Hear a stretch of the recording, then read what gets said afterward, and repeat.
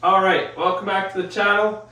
We got the engine here today. I've already started on a little bit, taking off the bell housing, clutch, flywheel. Was actually kind of a pain in the butt because normally you pull a bell housing off on the motors I worked on and then you can get at the flywheel. I had to do this the other way around. It's kind of attached to the stand right now.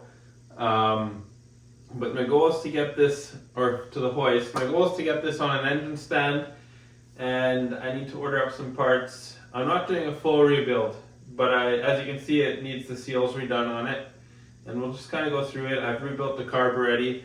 I might have access to a different fueling system for this. I got a little bit of a thing going on there. We'll see how that all turns out, but yeah. Ideally, I want a diesel for this. This engine's for the Land Cruiser behind me there. Ideally, I want a diesel, but we have a fairly decent running engine here, and I think it's been rebuilt just many years ago, which is why the seals are kind of shot. So, we'll see where this episode goes. I don't really know, but we do have to get it on a stand, so I can bring the frame back in here.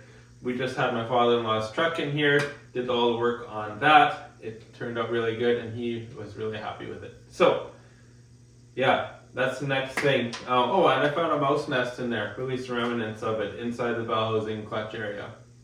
But let's roll, let's have some fun, and let's see where this episode goes. Let's do this.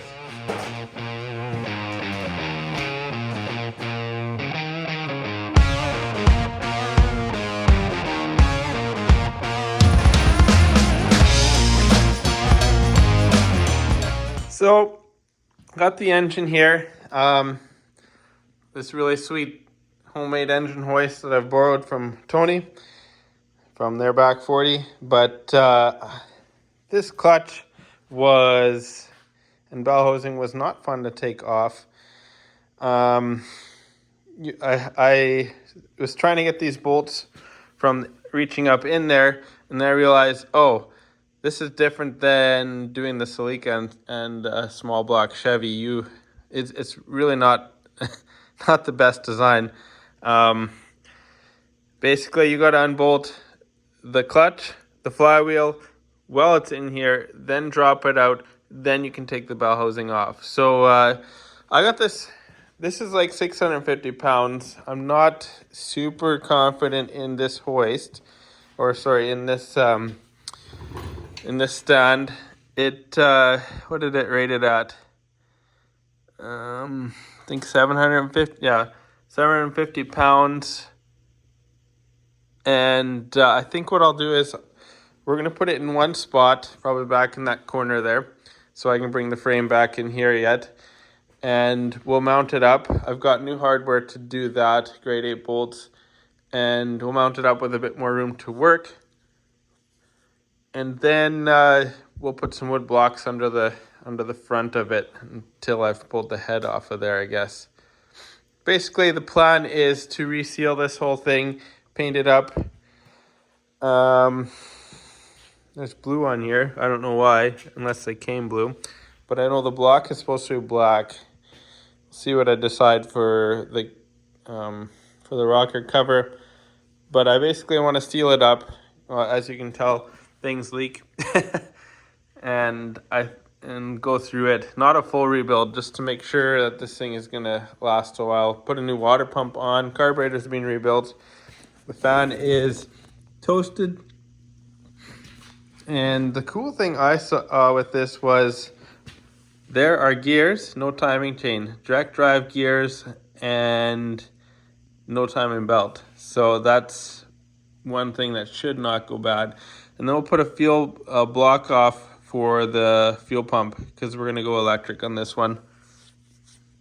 Just because those are a ton of money.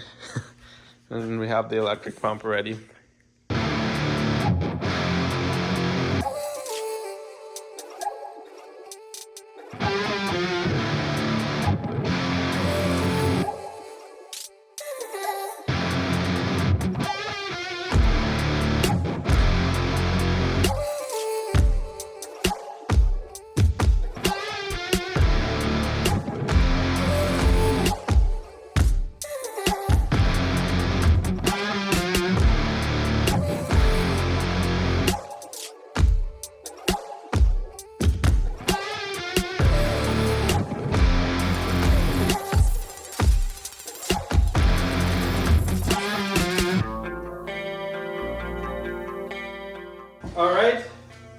it's on there. A little sketchy, but it was recommended to me to do it this way.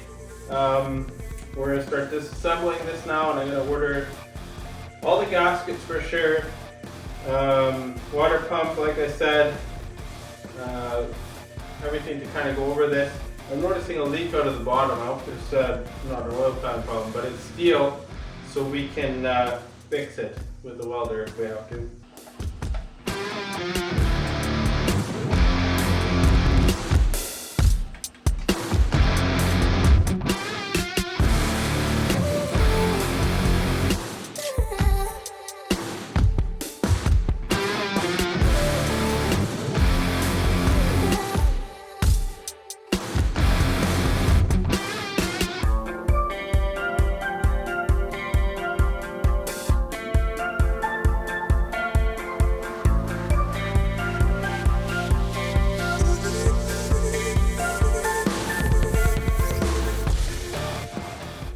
These cylinder walls look half decent, don't they? They need a. They are pretty glazy. Is that bad? Yeah, I can't see that. It looks like we could probably just hone it, do a quick hone, and put new rings on. Also, the pistons do have to come out. I since you're here, yeah. Okay, it's like, this far in. Like you can't see any crosshatch on most of them, can you? I just see smooth and up and down, some up and down scoring. But I see no scoring like the Celica one had. Yeah, there's no crosshatch left, so it's gonna have low compression and burn oil here. It will actually, okay. Mm-hmm. Sorry. It's amazing. See, this is why it has to come apart. And then the bottom of the head, I guess we got to leak test That it. is the weirdest crank snout ever. What? Because there's gears in there or what? Oh, that's because it's meant to, the tire jack also doubles as a, if your starter quits, you can, like a Model T. Actually? Yeah. Okay. Actually, old Beetles have that too. I found out when I was looking that up. How would you crank it fast enough for it to start? I don't know, but I've seen guys do it, but it's also, I think they are scared when they do it. They like stomp on it or something? If it kicks back on you, right? Yeah. I mean, it's designed in such a way that it will jump out, but if it doesn't jump out, like, because there's Like a bit of a hook here, if it right? backfires, Yeah. it'll throw that thing backwards. It'll break your arms for sure. Yeah. Yeah. Friend of mine, unknown name guy, he broke his nose on a dirt bike with a backfire. Oh. He was kicking it and it shot his leg back. So I gotta add piston rings to this. I would. So and that means I have to do bearings right away from the bottom end. No, we can just check them. What? We can just shack them. What does that mean? Check them. Oh, okay. Shack them. I see. Shack them. Yes. Shack them on. So I'm supposed to put snow in here because I don't have water in here. Yeah, water. You're supposed to put water in there. But the snow will melt. I guess it will. Or do you want to see if it leaks today? Oh, whatever. You can. I have vinegar. Yeah, I want to see it. Okay. So yeah, just put some in each and then kind of watch to see how quickly a trickle starts. I shouldn't miss. It takes a bit, right? If Well, it should take a bit. It better not go at all. Well, those are longer. You don't need to pour a mouthful. Oh, okay. But it's thirsty. So 15 miles per gallon. We can if they burn a bit, we could potentially run them like with that break-in. Oh, not bad. So what we'll do is that. So keep going on to the next one. Oh, that's bad. Yep. How did this thing run as good as it did? No, it probably wasn't running great on that cylinder. Oh, that's really bad. Okay, so give this one a big X and then give this one a little X. And the rest are actually holding. Yeah. Okay, I need that Sharpie. Where did it go? Or a double X on that one, whatever. Oh, this one's going too now, and that one. They're Like, all going. these are small leaks. Yeah. Um. This is a double X. Oh, Yeah. that's a good marker. Well, you made the right choice to take it apart. Actually, imagine driving out Alaska on this. Yeah. Wouldn't have got there. Oh, I might have, but I should camera that so people can see why we're gonna fix the valves, right? yeah. So we put water in there, and I think we had to valve work. Yeah? Yeah, you've got one that's bad. The other ones are, they've got lots of little leaks that really just a lap will fix, but we got to take that double X one apart and see what's going on, because that's a massive leak. This exhaust one, or this one's doing it now too. That's an intake. An intake. Yeah. The small ones are the exhaust and the big ones are the intake. What's the bearing remover 2000? This thing. That's a beauty. So what Tony's telling me is we need to go a little deeper than I thought, and we're going to start price checking to see if I should just save up for a diesel, right? Well, yeah, like the camshaft has pitting on it, and I mean, nothing we find is like catastrophic right away, but it's like if we were to just reseal it and put it together, I don't know that the motor would last more than 40,000-50,000 K. So is that like Devin? That's 60,000 miles if you guys are wondering. Yeah, no, the other way. You said, oh, okay. Yeah, like 30,000. Oh, yeah, 30,000 miles. Like it wouldn't get me much more than Alaska and back. Yeah. It's not like, yeah, there's just a lot of stuff that's kind of worn out, so, or had bad oil probably is what happened, would be my guess, but, because it's, the rear, I don't know the oiling on schematic on this thing, but I'd assume, because the oil filter is here, this is probably the first one to get oil, and this is the worst main bearing I've found out of the three I pulled. The rear main, which was further away, was the best. So probably there's been bad oil being pumped through, like a filter never changed and then bypassed, or something like that. Maybe the last 70 to 90,000 or yeah, whatever. like some dirty oil or some water in the oil or something like that. But the mains aren't shot. Those would last probably 100,000. But the pistons are, there's no crosshatch left on the cylinders. There's that valve leak, and then the camshaft worn pitting on multiple loads. So.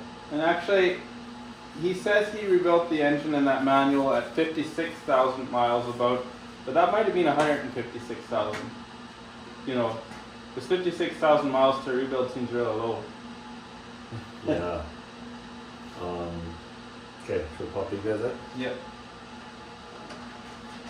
Okay, let's go this way. All right, camera died there, but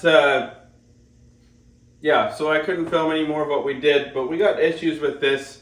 Tony and I did some number crunching. He told me probably 3,000 Canadian dollars. And my goal was to spend, reseal this thing, put a water pump on it, because I thought it ran pretty good. Carburetor is rebuilt already, but I was expecting to spend $900 Canadian. So now we're at $3,000. My ultimate goal was putting a diesel in this truck, or maybe a Coyote, something like that. Actually, tell me guys what your thoughts are. What kind of engine would be cool? I mean, ultimately I'm going to pick the motor that I like, that's going to be reliable. I thought Cummins 5.9, but way too big. 4BTs have like a Brotax already because they're getting valuable. I would love one of those. They're hard to find.